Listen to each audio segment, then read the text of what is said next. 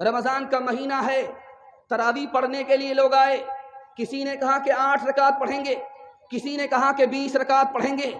بیچ میں ایک صاحب آگے، تم کتنی پڑھنی چاہتے ہو؟ کہا 8 رکعت۔ کہا بہت کم پڑھنا چاہتے ہو؟ کہا تم کتنی تراویح پڑھنی چاہتے ہو؟ تو کہا 20 رکعت۔ کا بہت زیادہ پڑھنا چاہتے ہو؟ ارے تم تو پڑھنے والے ہو، چاہے تھوڑا پڑھو چاہے زیادہ پڑھو، لیکن ان کی فکر کرو جو پڑھتے ہی نہیں ہیں۔ یہ بحث سے ہمیں کیا ملے گا؟ آپس میں بحث کرنے سے، جھگڑا کرنے سے کیا ملے گا؟ تم بھی فکر کرو اس کی جو نماز نہیں پڑھتے، ہم بھی فکر کرتے ہیں اس کی جو نماز نہیں پڑھتے۔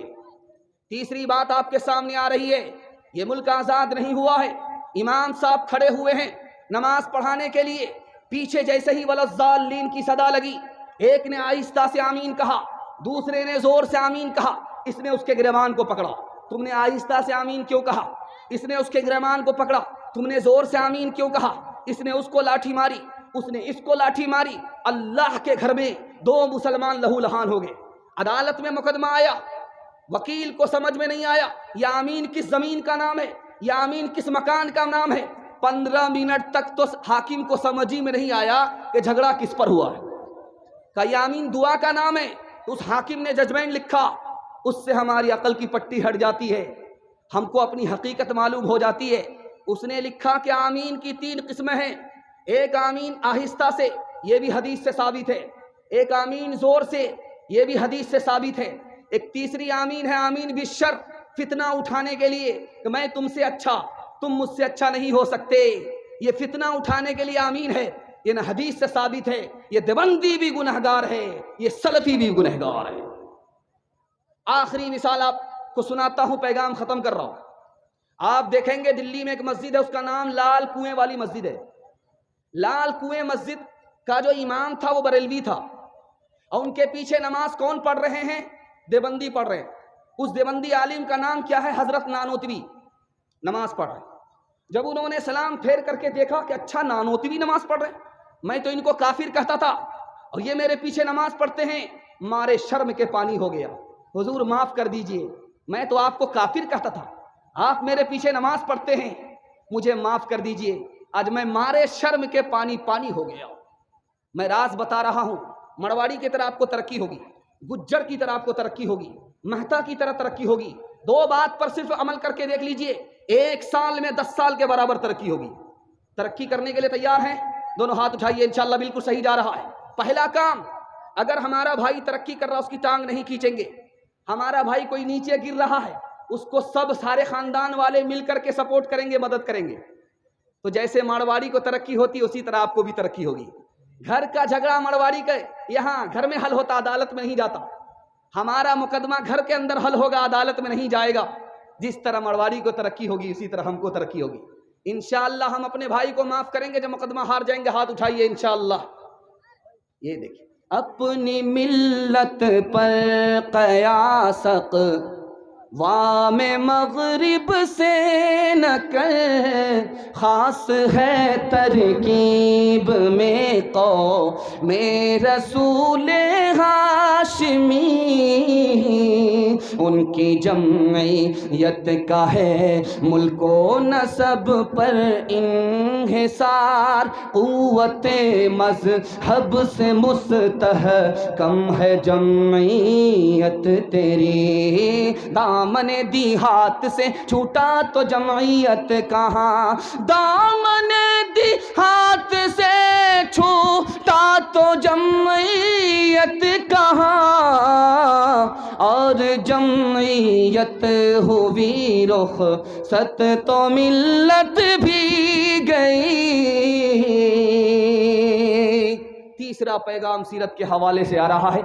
جلسہ آپ کا تیزی سے نکل رہا ہے، اس لیے کہ آپ محبت سے سن رہے ہیں، میں آپ کو محبت سے سنا رہا ہوں۔ اللہ دونوں کی محبت کو سلامت رکھے۔ سننے کے لیے تیسرا پیغام تیار ہے؟ دونوں ہاتھ اٹھائیے۔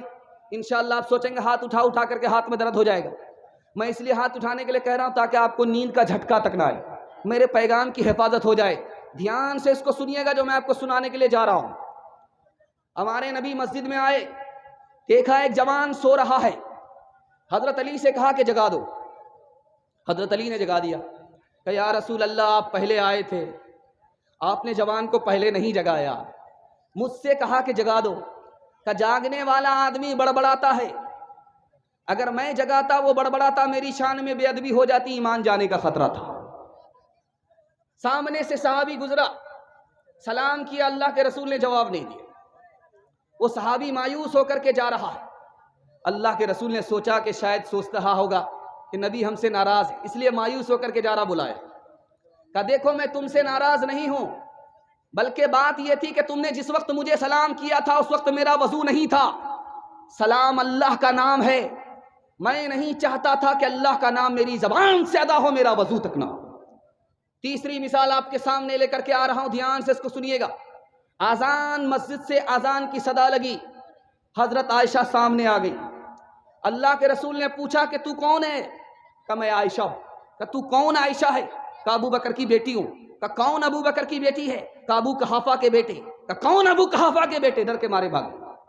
بعد میں آ کر کے پوچھا یا رسول اللہ، میں آپ کی بیوی عائشہ، آپ نے مجھے نہیں پہچانا۔ یار غار ابو بکر، آپ نے ابو بکر کو نہیں پہچانا۔ میرے دادا ابو قحافہ، آپ نے ابو قحافہ کو نہیں پہچانا۔ اس موقع سے اللہ کے رسول نے فرمایا، اے عائشہ، جب مسجد سے اذان کی صدا لگتی ہے تو میں کسی کو نہیں پہچانتا، صرف خدا کو پہچانتا ہوں۔ 4 طریقے سے انسان سوتا ہے، ایک ہی طریقہ سنت کے مطابق ہے، 3 طریقے سنت کے خلاف ہے۔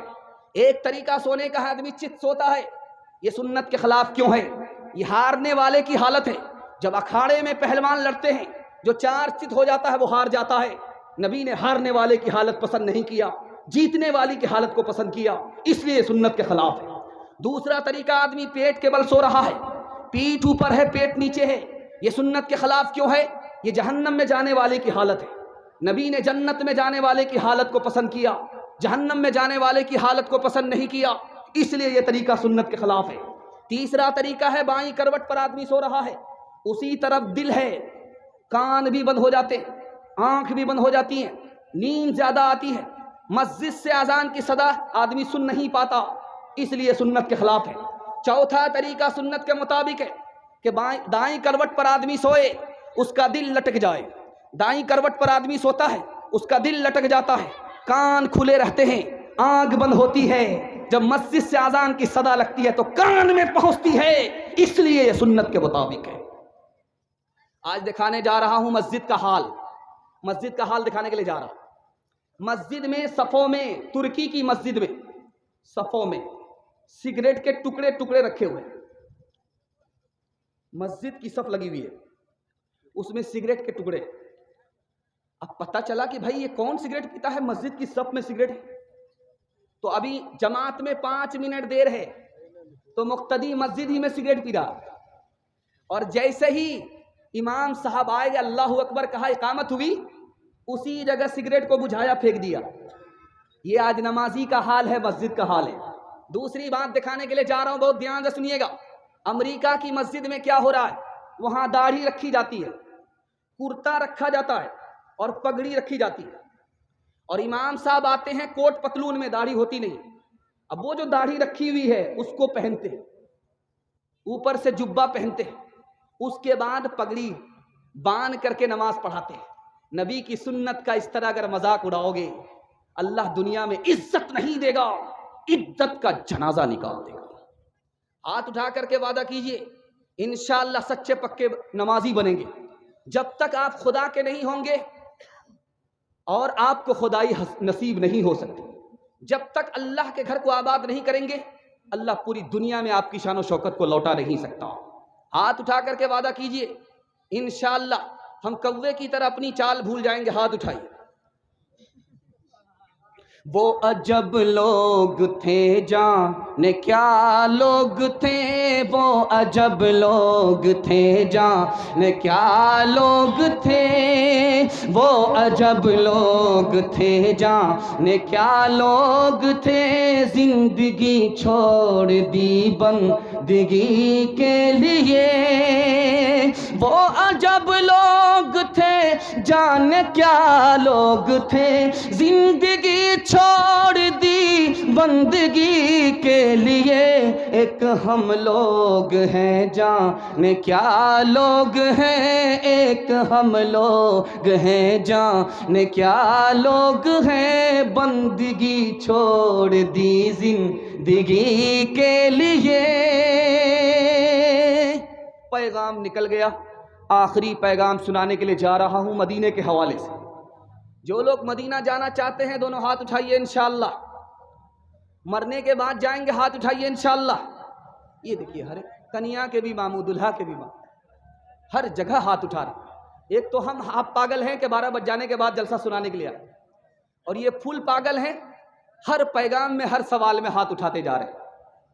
چوتھے اور پانچویں پیغام تک اگر آپ بیدار نہیں ہوئے تو آپ کو سیدھے رانچی بھیجیں گے, کیونکہ پاگلوں کا اجتماع رانچی ہی میں ہوتا ہے. دھیان سے سنیے گا, چوتھا پیغام لے کر کے آ رہا ہوں, اس کو بہت دھیان سے سنیے گا. حضرت عثمان رضی اللہ عنہ کو دشمنوں نے گھیرا. دوستوں نے مشورہ کیا کہ مدینہ چھوڑ دیجئے, مکہ چلے جائیے, آپ ملک شام چلے جائیے. ان کا جواب سنانے کے لیے جا رہا ہوں, اس کو بہت دھیان سے سنیے گا. جلسہ بالکل آدھا نکل چکا ہے, صرف تھوڑا باقی ہے. پیشاب پخانہ روک کر کے بیٹھیں گے, ہاتھ اٹھا دیجئے انشاءاللہ. یہ جلسہ خراب نہیں ہوگا, پیشاب پخانہ لگے 9-11 ہو جائیے گا. دھیان سے سنیے گا. حضرت عثمان کو دشمنوں نے چاروں طرف سے گھیرا ہے. دوستوں نے کہا آپ مدینہ چھوڑ دیجئے, مکہ چلے جائیے, ملک شام چلے جائیے. حضرت عثمان کا جواب سنیے. عاشق رسول بننا ہے تو ایسا عاشق بننا ہے. کیا کہتے ہیں, میں مکہ جا سکتا ہوں, میں ملک شام جا سکتا ہوں, لیکن نبی کے شہر سے محروم ہو جاؤں گا. میں تو جان دے سکتا ہوں, نبی کا شہر چھوڑ نہیں سکتا. دوسری مثال آپ کے سامنے آ رہی ہے. پانی برس نہیں رہا ہے, مدینے کے سارے لوگ پریشان ہیں.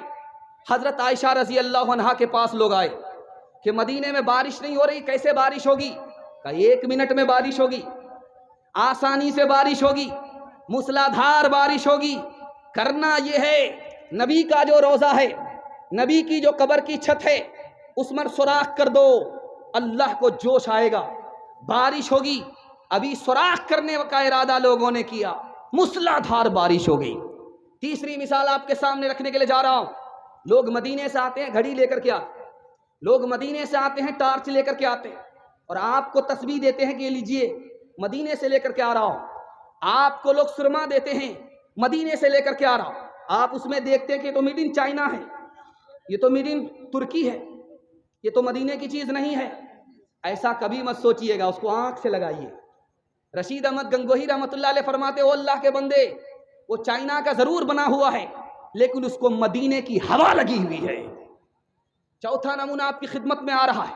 یہاں کے غیر مسلم پنڈی جی نے سوال کیا کہ جب ہندوستان سے ہوا مدینہ جاتی ہے تو گرم ہو جاتی ہے, ہندوستان سے جو مدینہ جاتی ہے ہوا وہ ٹھنڈی ہوتی ہے, اور جو مدینے سے ہندوستان ہوا آتی ہے وہ گرم ہو جاتی ہے. دیکھیے حضرت نانوتوی نے کتنا پیارا جواب دیا. دعا فرمائی اللہ ان کی قبر کو نور سے بھر دے.